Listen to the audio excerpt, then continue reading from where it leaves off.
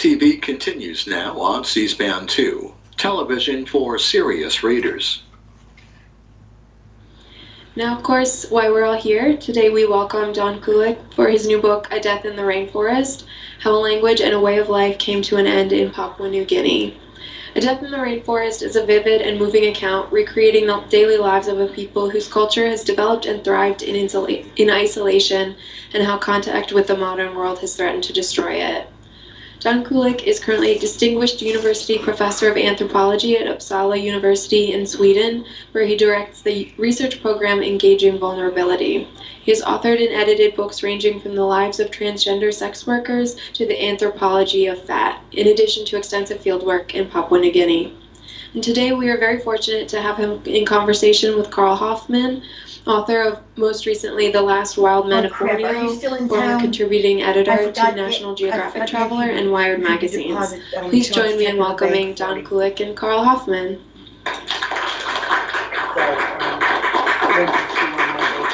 Thank you very much. Thank you. Thank you. Bookstore for organizing, Politics and Prose for organizing this. Thank you very much, Carl Hoffman, for coming to converse with me and for the fantastic blurb, which I'm very grateful for. And thank you all, of course, for coming. I thought I would read for about 7 minutes just to give you a sense of what the book is like. And then Carl and I will have a conversation, and then we'll have questions and comments from you, which I hope you contribute to. So I'm going to read from it's actually the first chapter of the book, titled The Air We Breathe. And the book is about a group of people in Papua New Guinea who are giving up their language. And their language is an old, ancient language that started to be given up in the 1980s, actually. And now, I was there first in the 1980s, and I've gone back over the course of 30 years. And the book is a sort of partly a memoir of my life in the village, and partly an understanding or a description of how a language actually dies. But this is this is the chapter called The Air We Breathe.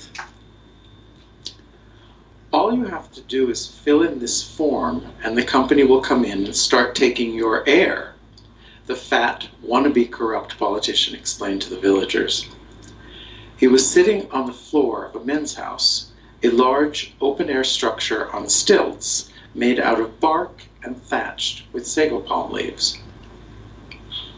The wannabe corrupt politician who was visiting from a neighboring village was a balding man in his mid-40s. He had run several times for a seat in the provincial parliament, but he always lost to someone else who came to the area right before the election and promised to give people more money and outboard motors than Mr. Wannabe had thought to promise them. The victor proceeded to engorge his own bank account from the access he gained by winning the election to government and NGO money earmarked for development, and was never heard from again. Mr. Wannabe's ambition was to be a politician like that, and he was convinced that one day he would succeed. In the meantime, he buttered up the corrupt politicians who did win a seat in the provincial elections, and he set his sights on more local forms of expropriation. His ample paunch testified to years of successfully coaxing money out of villagers for schemes that he'd convinced them would bring change. The only change they ever saw was that they had less money after his visits than they had before he came. That the promised change somehow never materialized was always blamed on someone else. A corrupt politician lied, somebody stole the money, a sorcerer bewitched it and made it disappear. Sitting in the men's house, scratching his back against a corner post, Mr. Wannabe was sweating profusely. This wasn't because he was nervous. He'd been in this men's house many times before, and he knew how to sweet-talk the villagers. He was sweating because he was fat and the late afternoon sun was hot. He was also sweating because his mouth was stuffed full of betel nut, which stimulates like caffeine, and it makes you perspire. It also turns your mouth scarlet red and your teeth rust black. The villagers who had come to the meeting didn't say much. They just listened as the man, Onjani, whom they called Big Belly behind his back, told them why he had come. The 20 or so village men scattered throughout his house sat like Big Belly, cross-legged on the floor. They grouped themselves in small half-circle clusters, and they also were chewing betel nut, occasionally leaning forward to bend over at the waist and eject a well-aimed stream of blood-colored spittle through the cracks in the bark floor. Women sat spread out on the porches of houses within hearing distance. They were chewing betel nut too, listening to the talk in the men's house with one ear and keeping the other tuned in to the cutting comments that their neighbors muttered below their breath as Onjani spoke. "I'm here to make awareness," Onjani announced, speaking in Tokpisin, the national language of Papua New Guinea, and using a new word, awareness, that he had picked up at one of the NGO or church or government-sponsored courses that he constantly let it be known he attended in the faraway provincial capital, which only a few villagers had ever visited. He had just come back from the capital, he said, and there he had participated in a 3-day course on something else new, something called carbon trade. Onjani told the villagers that they ought to know that carbon trade had become a big thing in the countries, by which he meant every place in the world outside Papua New Guinea. The countries, he said, were running out of air.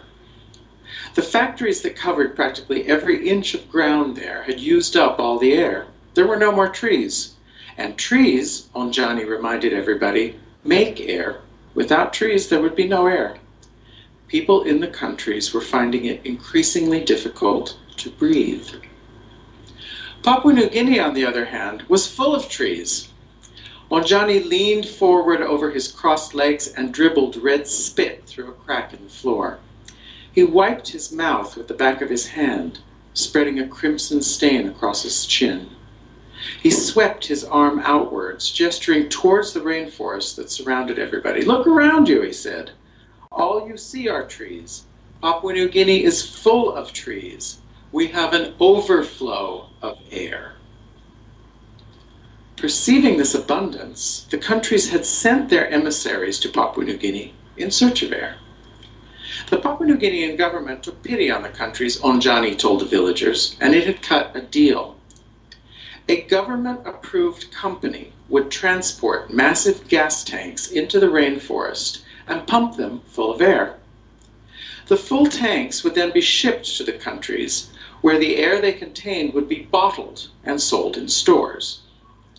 This, he explained, was carbon trade. There, you get air according to how much you can pay, Onjani smiled, letting the villagers glimpse his superior knowledge of how things work in the countries. If you don't have a lot of money, you can't get a lot of air, and you'll get short-winded in a hurry. The reason why any of this was of concern to villagers who lived in a backwater swamp was because the pristine rainforest that was their ancestral land was a prime candidate for the air-extracting gas tanks. This was an opportunity, Onjani kept repeating. The villagers' moment had arrived. Carbon trade would earn them mountains of money. Onjani didn't know exactly how many 1,000 million kina, which is Papua New Guinea's currency, that they would receive, but it was sure to be a substantial amount. Plus, the company would bring development into the village. It would need to cut down a lot of trees. The gas tanks, after all, were big and they needed space. And the villagers would be prohibited from hunting game or making gardens on their land. But they wouldn't need to hunt or grow food anymore. The company would give them untold amounts of money, plus a highway and an airstrip. It would build them houses made of corrugated iron and cement, and trade stores and a tourist center. It would build them a university. All the villagers needed to do was to sign the form that Onjani had unfolded from his net bag and laid out on the floor in front of him. The form was typewritten in English, a language no villager commands. The fine print specified that 100% of the income from the carbon trade deal would go to a company called Pacific Carbon Trade Limited. The company was owned by Onjani and 3 other men from his village. Those small details were not mentioned by Big Belly at any point during the meeting. He just exhorted the villagers to sign if they wanted to change, and how they wanted to change. If there is a single topic besides sorcery that occupies the villagers' conversations and their minds, it is change. They desperately want to change. But villagers don't just want to change, they want to change into something else. They want to change, I gradually discovered, from black people, like Australian Aborigines, most Papua New Guineans have black skin. They want to change from black people into white people.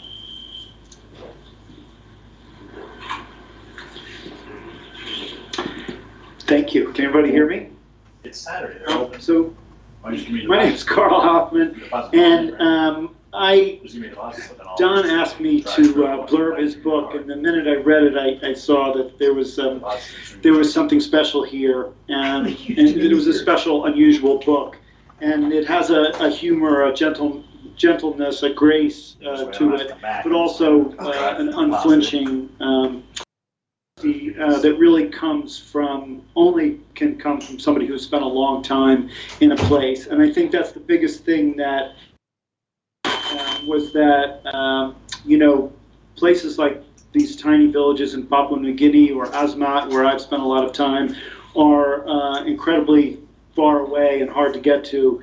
And I went in ultimately and spent a month in this one village in Asmat. It felt like forever. And that Don went in and out over 30 years. So he has a deep experience and knowledge, and that's what really comes through in the book. Maybe you can start by talking a little bit about, take us back and situate, where is Gapun, and why is, there are, 200 people who live there now, and why is this, tell us a little bit about the language and why this one place has one language. Well, I went to Papua New Guinea in the 1980s as a doctoral student in anthropology, and I had already done linguistics, so I was very interested in language. And Papua New Guinea was attractive to me and interesting because there are more languages spoken in Papua New Guinea than anywhere else in the world. So there's about 8 million people in the country, but there's approximately 800 languages. And those are different languages. They're not different varieties, they're not different dialects, they're different languages. Most of them are undocumented, and many of them, about a third of them, which is about 300 of them, are spoken by groups that are 500 people or less. And so that appealed to me. That was very interesting to me. And I wanted to study how a language dies. And the reason I wanted to do that is because I thought, well, there's a lot of studies about how languages, how kids are socialized into language, how people learn second languages, but at the same time, languages die. I mean, languages have died throughout history. And I thought, well, now, in Papua New Guinea, with the changes that have occurred since the beginning of the 1900s, surely something must be happening to all of these little tiny languages. And so I went to Australia and met a linguist who had spent a couple of years paddling a canoe around the northern part of Papua New Guinea in order to map the languages. And the way he did that is that he would arrive somewhere and he'd say, it's like, what's the name of, where are you from? What language do you speak? And the way in Papua New Guinea that people usually identify their language is often to say the word for no. So my language would be no. And it's like, all right, you say no that way, then that person says no that way, then you're speaking two different languages. All right, tell me the word for man. What's the word for woman? What's the word for sun? What's the word for star? What's the word for pig? And he wrote down these words, and on the basis of that, he actually could begin to classify these different languages. Now, he never went to Gapun. He never went to this village that I ended up going to, but he met two men from the village in another village, which is more accessible, a sort of coastal village. And two men were visiting, and they said, we speak a language that is very, very small, and that nobody else speaks. And so he wrote down the words for man, woman, etc., etc. And he realized that this is a really weird, isolate language. It's not like anything. But he never went there. And so when I turned up at his office in the early 1980s saying, I want to work on language, he said, well, why don't you go to this place? Because, I don't know anything about the language, I don't know anything about the people, but it's very small and something must be happening to it. So that's how I ended up going to this particular place. He just sent me there, and I went there for a month. And I decided that I actually kind of liked it. I mean, it's a miserable environment. It's in the middle of a swamp. It's miserable. But the people I liked. Let's talk about that misery in a minute. Yeah. No, and so I went back, and I went back, and I stayed for 15 months, and I realized during the course of that stay that the language was dying, in the sense that no child under 10 was speaking it. And so I thought to myself, why is that? Because no one's going anywhere. It's not like they're all immigrating and going somewhere, or if people are coming in, or they're marrying people from different villages, and women or men are coming and speak. None of that is happening. They're just there, and yet the language that they've spoken for hundreds, who knows, maybe 1,000 years, is suddenly dying, and that was very interesting. Well, you say in the book that linguists often refer to dying languages as sort of similar to dying species, the endangered condor, or but you say that's not true. And that's not accurate, that the language death is anything but a natural phenomenon. Why don't you talk about that a little bit? I mean, there's a spate of, I mean, maybe some of you are here because you've read some books by linguists. Linguists are writing a lot of books these days about the impending endangerment of many languages. Many linguists say that 90% of the world's languages are doomed within the next 100 years. That's a figure that gets tossed around a lot. And there's a lot of books lamenting that loss, and linguists like to compare linguistic diversity to species diversity. So there's a lot of talk about how, as you said, it's like, oh, if the California condor is dying, people would react. People would try to make it, try to save it. So why don't we do the same thing with languages? Now, I appreciate the fact that linguists engage in these issues, and I think that anyone who does engage, anyone who wants to revitalize their language should be, given all the support that you can to do it. But this idea that linguistic diversity is like species diversity, I think is very misleading, because, as you say, it's not. I mean, what linguists tend to lose track of is the fact that languages are spoken by people. But why is this language disappearing? This one language. Why is Tayap disappearing? It's simple. You talk about Christianity and the loss of traditional culture, and Tambaran, the men's houses, and this incredibly probably rich, violent culture full of reciprocal violence, warfare, headhunting, and that all changed in World War II. And you get in Christianity throughout the course of the 1900s. Can you talk about that a little bit? Well, I mean, basically, the language is dying because everything that the people in the village aspired to and believed has been broken. It's been crushed. You mentioned that going to church, and how you went to church every day, and that, or not every day, I mean every Sunday, and that at first it was sort of but it didn't take you long for you to understand how important that was, and that in your efforts to understand what was happening with the language. Absolutely.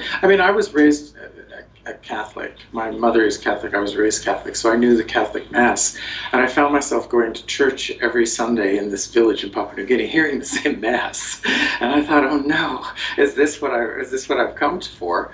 But I realized after a while that the religious component in their lives was absolutely crucial to understanding why they were letting their language, their ancestral language, disappear, why they weren't teaching their children it any longer. And what they're teaching their kids is a pidgin language, it's a Creole language, it's a plantation language that arose in the 1800s. It's like Jamaican Creole. When you ship a lot of men who speak different languages off to a plantation, they don't speak the same language, a language is born, a language arises. And that language in Papua New Guinea is called Tok Pisin, which means literally talk pidgin or bird talk. And that's the language that the people, it's the most widely spoken language in Papua New Guinea. It's about 4 million speakers. That's the language. But one of the reasons, just to get back to the church thing, one of the reasons that the language, the Tayap is dying, is because Tok Pisin is the language of the mission. And it was very easy to convert Papua New Guineans generally, because Papua New Guineans generally want the things that they see that white people have. And they think to themselves, quite reasonably in my view, how is it that these people who appeared out of nowhere have all this stuff? They have airplanes, they have outboard motors, they have corrugated iron, they have money, they have clothes, they have weapons. They're weapons. How is it that they have that? And the people concluded that they have stronger connections to the spiritual world. So to go in as a missionary and say, you know, if you convert to Christianity, you will get the glory of God. They translate that. What they hear is you will get all of the stuff that white people have. So they were very unhesitant about abandoning a lot of their traditional beliefs. There wasn't a struggle. I mean, you're talking about unbridled power. Yes. Really. Yeah. I mean, especially when you that? talk about weapons. Yeah. You know, you can press a button and someone's head blows up. Yeah. No, so that was when I, you know, after a few months going to these services, I began to understand that the cosmology, the way that people see themselves in relation to other beings in their world, both living and dead and spiritual, was absolutely crucial to explaining why it is that they're abandoning their language. And one of the reasons, of course, is the missionization. And this is the wanting to become white part. The people in this village believe that when people die, when they die, they turn white. And they go to Rome, which is where the Pope lives, together with God and his wife, Mary. They all live there. And they would ask me questions that I didn't understand the import of. So they'd say, you know, have you ever been to Rome? And I'd say, yes. And they'd just drop it. But that meant something to them. That meant that I was there. I was in the realm of God and the Pope and the Virgin Mary. Well, even more, it meant that you were maybe something else, Exactly. Right? Maybe Exactly. talk about that a little bit. Exactly. Well, I mean, You were a ghost. You had been to the land of the dead. I arrived in the village, and I can imagine somebody just pops down into your neighborhood and says, I want to write a book about your language, which is what I told them. And they thought, I mean, there had maybe been about 10 white people in the village before I arrived, in the whole history of the village. And a couple of labor recruiters, a few missionaries who would go and then leave very quickly because it's not a nice place to stay, but not very many people. So this white guy suddenly appears out of nowhere and says, I want to stay here and I want to write a book about your language. And they're like, yeah, but why are you really here? What's the real reason you're here? And they discussed it among themselves, and they figured out very quickly that I was a specific villager who had died as a child, and I was returned. And they told me that very early on in my stay, and I was freaked out. It freaked me out. I mean, how would you respond? It's like, you know, it's like they said, it's like, you know, we know who you are. It's like, wait, what? You know, we know who you are. And I was a dead villager. And the thing that freaked, I mean, there were several things that freaked me out about that, but one of them was, I didn't know what it meant. I mean, what does it mean when you're dead and return? It's like, what do they expect from you? And so whatever they expected, I knew I would fall short. But that was that, and also I was also very scared later on, because I thought, well, if they think I'm dead, do they think I can die? So if somebody shoots me or stabs me or cuts me with a machete, will they do it just out of a perverse sense to see what will happen? Or, you know, it's like, and that was chilling. I didn't like that at all. But in fact, it didn't affect my relationships with the villagers in any really bad way. I mean, I think it actually made them more gracious than they perhaps otherwise would have been. And they were very hospitable. They were wonderful. But that they thought that throughout the entire 30 years, they still think that. Even toward the end of your time there. Yeah, I mean, I have a chapter in the book, as you know, which is it's a description of one of the most, I mean, sad. I mean, it broke my heart. A villager who I'd worked with since in the 1980s. When I started going back when I left Papua New Guinea for about 15 years because it became too dangerous to work there. Then I started going back in the mid-2000s, and this man died in 2009. He was a great man, very, very, very intelligent, very smart, I liked him a lot. He died probably of cerebral malaria, but of course in the village it's all sorcery. Everybody in the village is murdered. Nobody just dies. Death is always a deliberate act. So he died. And that was very sad. And 2 months later, his 19-year-old son knocks on my door at night. And he said, and whenever anyone comes to my door at night, I know they want something special. It's not, they just, they don't want just a cigarette lighter or a, bit of kerosene. They're not coming just to visit. They're not coming just to visit. They want something. And so he sat down and he said, it's like, when are you going back? When are you going back? I said, back to my country? Yeah, when are you going back? And everybody knew that. Because when I arrive, I say I'm going to stay for this amount of time and then I'm leaving. So he knew that. And I thought, why is he asking me that? And then he said, can you take a letter? Can you take a letter?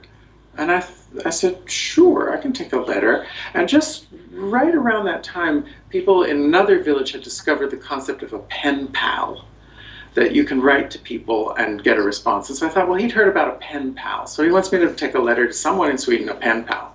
And I said, sure, I'll take the letter. And then it was silence. And then I thought, well, wait a minute, who do you want me to take the letter to? And his response was, to my father, who died 2 months ago. And that was an intense moment, because I thought to myself, what do I say? I mean, I can't say, no, I can't take it, because he would hear it as a refusal. It's like, Don, who is dead, is refusing to take my letter to my father, who's also dead. So he would hear that as a refusal. I couldn't say yes, because I'm not going to see his father, as far as I know. And so I ended up saying, I'll do my best. But it was a very poignant moment when I realized that they really, really, really think still that I am coming from heaven, basically. Which is where they think they all go to when they die. But they have to die first to get to Rome.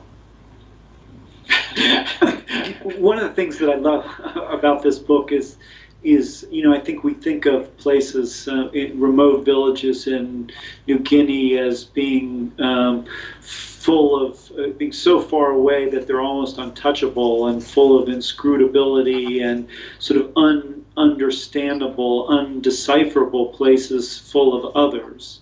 But in fact, as your book so beautifully shows, ultimately, except in certain, beliefs, i.e. that you're dead, and sorcery, which I want to talk about more also, but they come across as very human, which was my own experience in villages, and that in fact we share many more things than differences in a lot of ways. And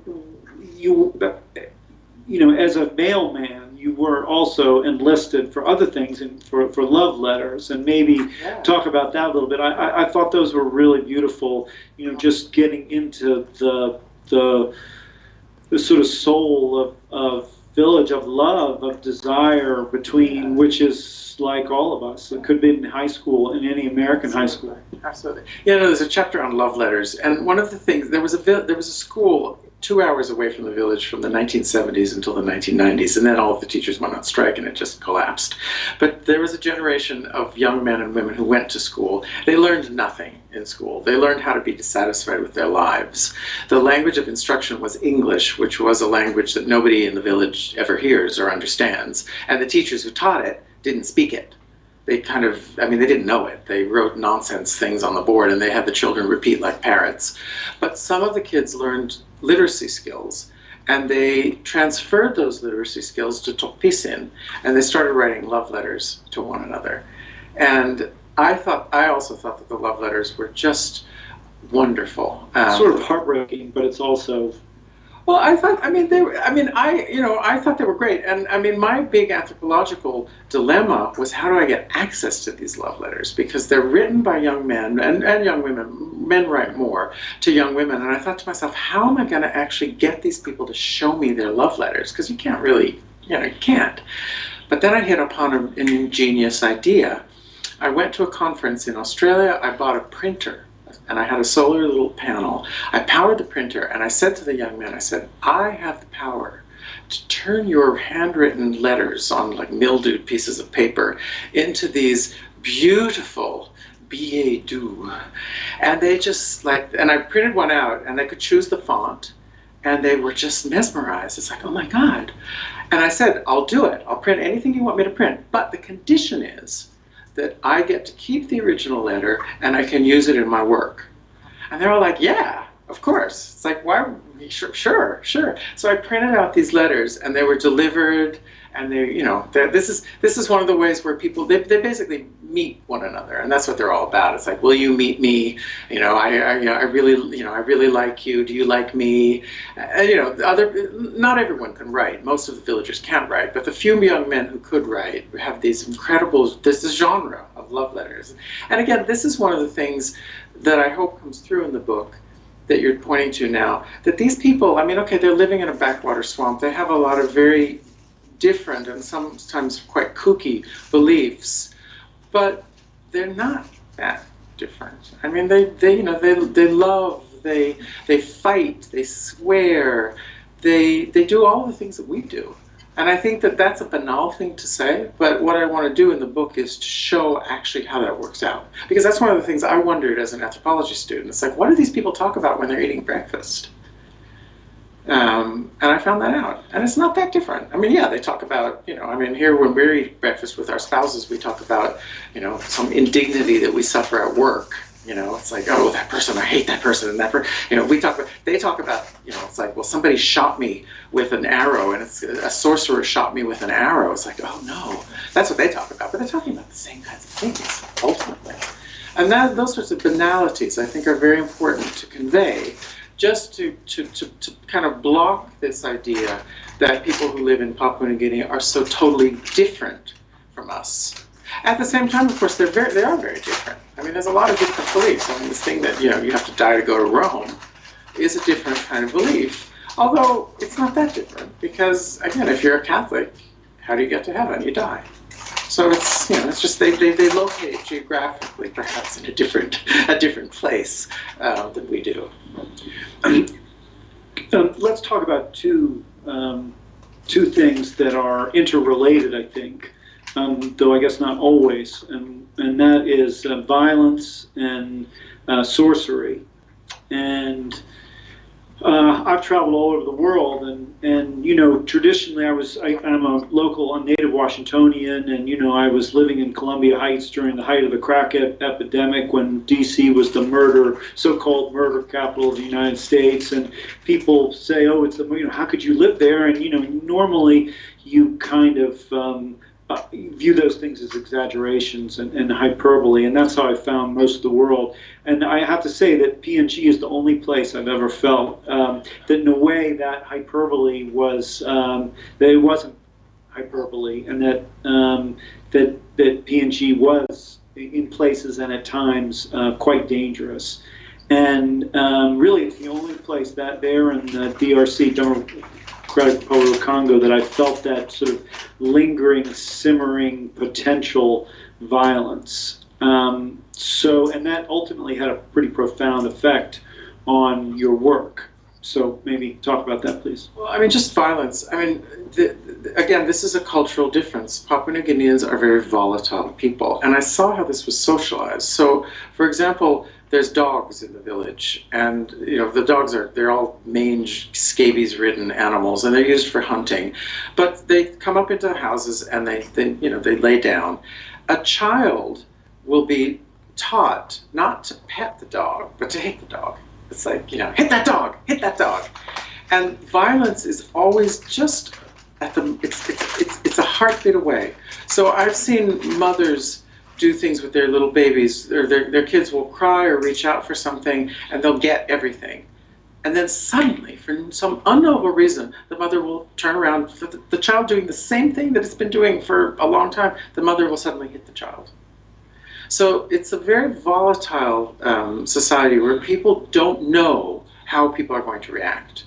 And traditionally, it was also a very war-filled society. So, you know, in all of the area where I worked in the Sepik region, all of the villages and all of the clans in the villages were at war with each other, which means they killed each other. So you could go out into the rainforest to do sago, and you might not come back. because you would be ambushed and killed. And anyone, it was all reciprocal, right? And so it was all reciprocal. If the neighbors were, if someone in your village got killed, you had to go make sure it was balanced and reciprocal, right? So it was constant. And I mean, in Papua, they have also very, very, very, very interesting, but very weird, to be honest, things. For example, I mean, they had an old custom that they stopped doing in the 1930s, whereas if you stole my wife, I would kill one of my relatives. Get that? So I would kill one of my nieces because you stole my wife, to get back at you. Now, the logic behind that was that would make you kill one of your relatives. So it's a very contorted logic, but it's all based on reciprocity. But I can't kill one of your nieces, because if I kill one of your nieces, then you're going to kill a lot of mine. But if I kill one of mine, then you have to kill one of yours. So there's that sort of thing. But the violence was always there, always there. And what happened after World War I, when Australia basically took over the colonial administration of the country, New Guinea was one of those countries that Germany colonized. So it was where was it? It was Namibia, it was New Guinea. I think they had one other colony somewhere, but they lost everything at the outbreak of World War I. And Australia, because New Guinea's right above Australia, they took it over. They stopped the warfare. And in the literature, that's referred to as that they pacified the people. But that sounds very condescending. It sounds very patronizing. What it in fact meant was that they disarmed the people and prevented them from killing people. So between about the war put a stop to all of that, but certainly after the war, after World War II, until about the late 1980s, there was a parenthesis of peace throughout the country. I mean, there was tribal warfare, so people would kill each other, but you couldn't do it legitimately. Now you can. In Papua New Guinea has receded. And so the state is basically a classic failed state. It doesn't really exist. There's no police people. There's no one. So people have basically kind of, I don't want to say go back, because it's not really going back, but there's a violence that is omnipresent there. And how did that affect your work? Pretty well, it affected me. I mean, I was attacked in the village, which I describe in the book, and a man was shot. It was horrible. And most of the anthropologists who were doing work in Papua New Guinea throughout the 1960s and 70s left at the end of the 1980s. So there's a whole gap in anthropology, and the reason they did it is because it became too violent. I mean, I thought, I'm in the middle of nowhere. But weren't you protected by the village that you had been with for 30 years? They didn't have guns. They didn't have guns. People came into the village with guns. They ran in. They did what I would do. They ran into they fled. They weren't going to stand up and protect me. I wouldn't have wanted them to. They ran away. And that's exactly what I would want them to do. But a villager was shot and killed, and that was a deeply traumatic experience. And that's the sort of thing that a lot of anthropologists who were working in the country, they left for that reason. A lot of missionaries left too, as well. It really became violent, and it's still violent. It's still very violent. I was there in March, actually, just recently, and it's not easy. Talk a little bit about just being in the village. You know, my time in villages, I find it, incredibly, it's fascinating but difficult. And every day can be very hard. How do you mean? Well, time passes at first very slowly. There's nothing to do. In our traditional ways, sanitation is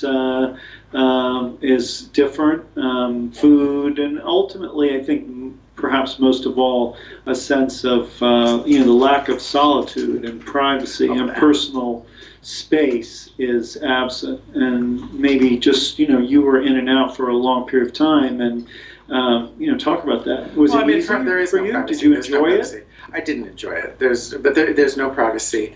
But I thought that it was the busiest and most active place I've ever been, because everybody is continually in each other's business. So it's like it's like constant, breaking news. You know, that one's having an affair with that one. Breaking news, you know, that one stole something. Breaking news, that one's sick because that one ensorcelled him. It's continual. It's like it's nonstop breaking news on a small scale, but it's nonstop breaking news. So I was never bored. And as I say, they're not ever bored either because they don't have, you know, they don't have television, they don't have radio, they don't have telephones, they don't have anything. But they're continually talking about what they're doing. And that was intense. I've never been in a situation where I was so involved constantly. I mean, I would try to spend my evenings writing up my field notes, and that's why I knew. And it was the only time I ever closed the door to my house, because otherwise it was always open and people could come and go. But at night, I just needed to have time by myself, to the extent that one could have it in a place like that, to write. And that's why I knew when people came to my house at night, they wanted something, because they respected that for the most part. But every night, I would spend at least 2 hours writing up the events of the day, and I never got, you know, I was never caught up. So I think that's I was not predicting that. Am I doing anything?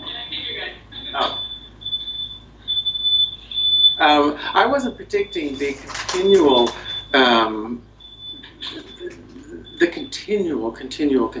happenings in the village. And again, it's not a lot of people. It was at the most, it was 200 people, most of whom were kids.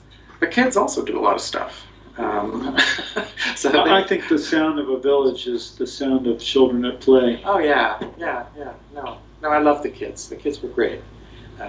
And the kids in Papua New Guinea, they're very independent. I mean, I'm sure the ones in Asmat as well. I mean, these are kids who, at the age of, I bought a lot of stuff for the villagers. That's one of the reasons why they tolerated my presence, because I was constantly giving them things. And one of the things that I made sure they had were things that they wanted and needed. For example, butcher knives. And one of the first things that happened every time when I gave a mother a butcher knife, she'd give it to her baby, not even her toddler, her baby. And that was the first. It's like, and she'd say, "You better not bugger up my knife." And then she'd hand it to the baby, and the baby would be like. And the kids they sometimes cut themselves, they sometimes get hurt, but they learn how to handle these things at an incredibly young age. So you have 4-year-olds that walk around with machetes the same length as their body. They can open a coconut. I never learned how to open a coconut during the time I've been there. They could do it when they're 4. They could climb up a tree. They could boil water. They could they could make a fire. They could do everything. I mean, imagine a 4-year-old child here doing that. You can't.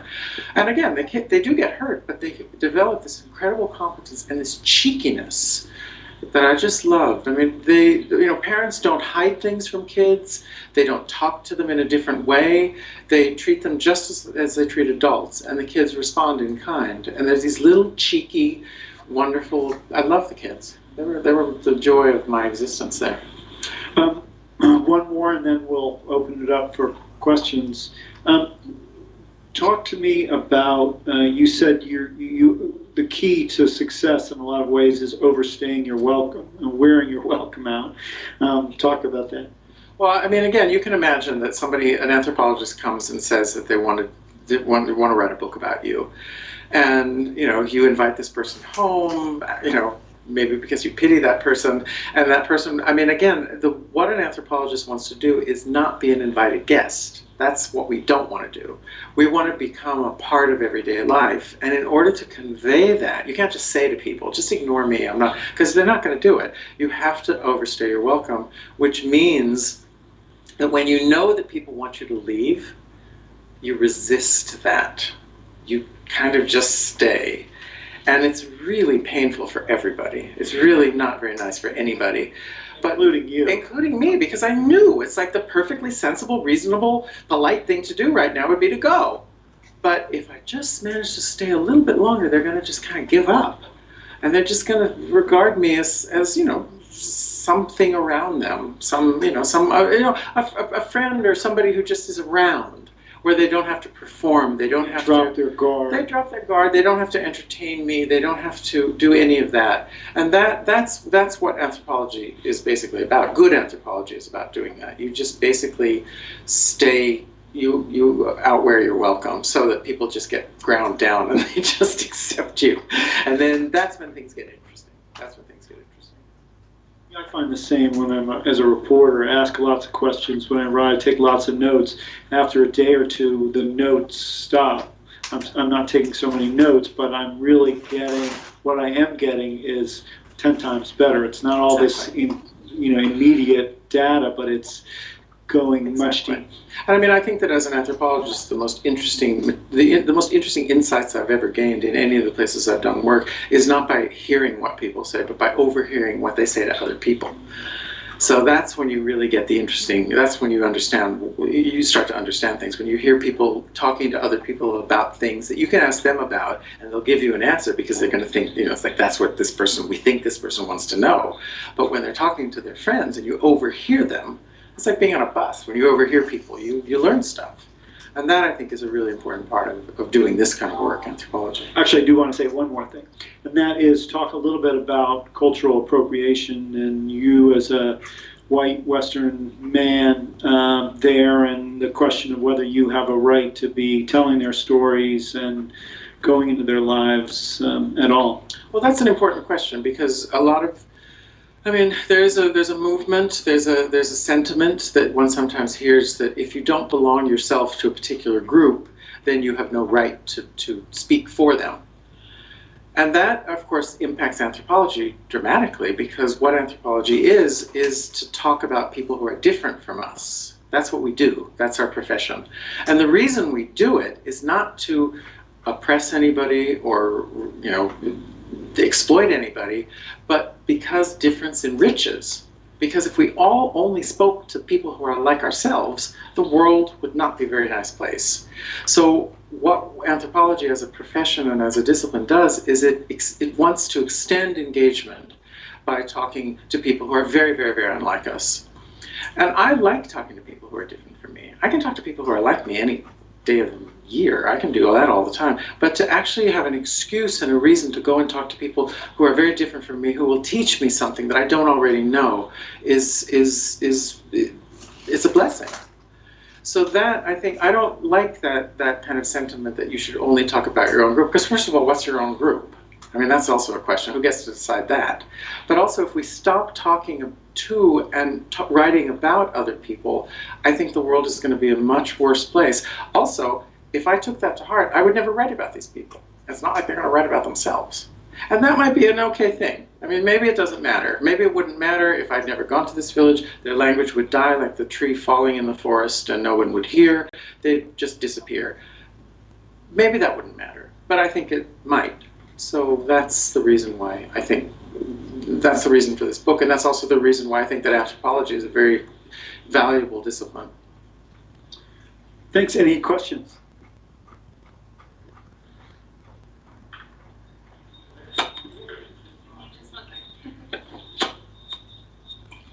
Really interesting talk. Thank you so much for what you do.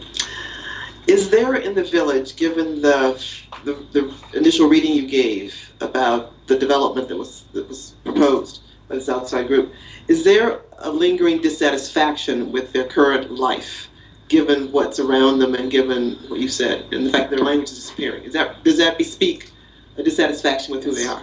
There is a great dissatisfaction with their current life. I mean, one of the things, as I say, they learned in school was to be dissatisfied. And the reason they learned that is because they would get these old mildewed books donated by Australia, where they'd see photographs of suburbs and highways. And so what they learned was that these things exist somewhere else. And why don't we have it? Why can't we have it? So there is a dissatisfaction with their lives. They want something else. And that's why when somebody like Onjani comes and says, sign this paper, they don't dismiss it out of hand. In fact, the villagers actually they had several months long conversation about this, and they concluded that, well, maybe we should sign it. Even though I told them, he's conning you. This is a trick. They said, no, there's a lot of money here. You don't understand that. They said to me, we want the money. But they would do it in a second, in a heartbeat. So that I think is the legacy of, Christianity, colonialism, because again, Christianity also promises them a better life whenever it will be. And that would be fine if it somehow delivered something, but it doesn't. So they're continually being told that things will get better if you only do this. And they do it, and they get nothing. So of course that's going to produce dissatisfaction. And that's one of the reasons why it's so violent in Papua New Guinea, because there's a whole generation of young men who don't believe anymore that Christ will return and give everything, which is what their fathers and grandfathers. They realize that it's not coming, so they're going to take it. And that's one of the reasons for the violence. Anybody else?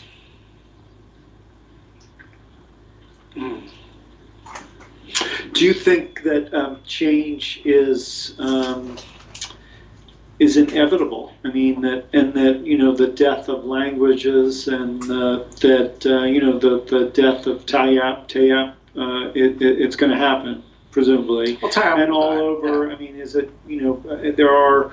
I mean, in some ways, my last book was one of the main characters was a guy who sort of tried to stop time and wanted to preserve indigenous tribe of people and their way of life, and he wasn't very successful.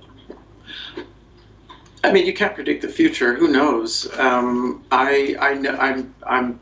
fairly certain that Tayap will not be around in 100 years. But again, you can also imagine revivalist movements. I mean, you can imagine people that are going to revive their traditional culture. That also is happening in some places in Papua New Guinea. So it can happen. It can happen. But again, what does it mean? We don't, what kinds of consequences? Matter? Well, it matters. Of course it matters to the people. It matters to them. I mean, I think that, going back to your question about whether they're dissatisfied, I think one of the things that the 20th century did is it really divested the people of Papua New Guinea of any dreams. So everything that they had previously striven for, everything that they wanted, they were told, it's rubbish, it's satanic, it's stupid. And that is deeply tragic. It's tragic. So what one might hope is that they would not necessarily rediscover their past, because as I say, their past is not a very. It's like if my choice is to go into the rainforest and maybe be ambushed and killed, or go into the rainforest and not be ambushed, I'm going to choose the latter. So we don't want to return. I don't think they want to return either. The old men I spoke to in the 1980s were very clear. It's like, it's better today. We don't, we're fine. We're not getting killed all the time. So that part of it is good. But I do think that when Western culture just takes things away from people and doesn't give anything back, I think that's bad. And that's of course one of the messages with the book. Question? Anyone?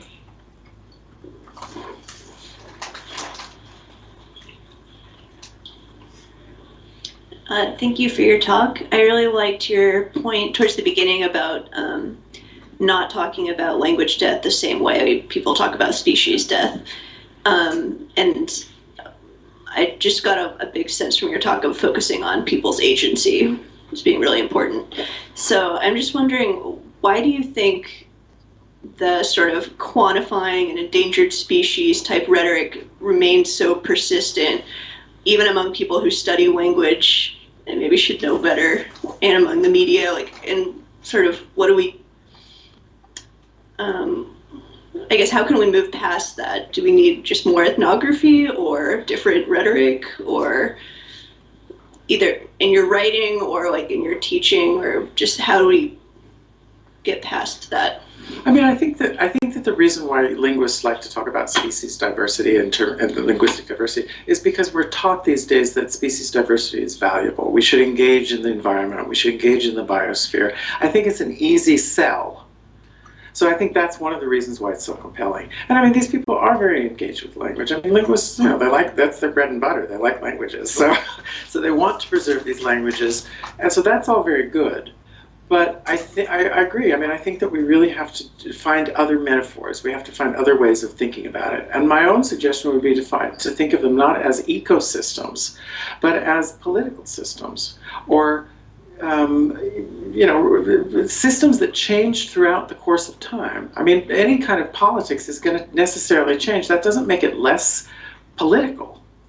Think of the evolution of language not in terms of species. Think of it in terms of the evolution of religion. Think of it in terms of the evolution of politics, the evolution of governments. Think of it in those terms. Think of it in social terms and not in natural terms.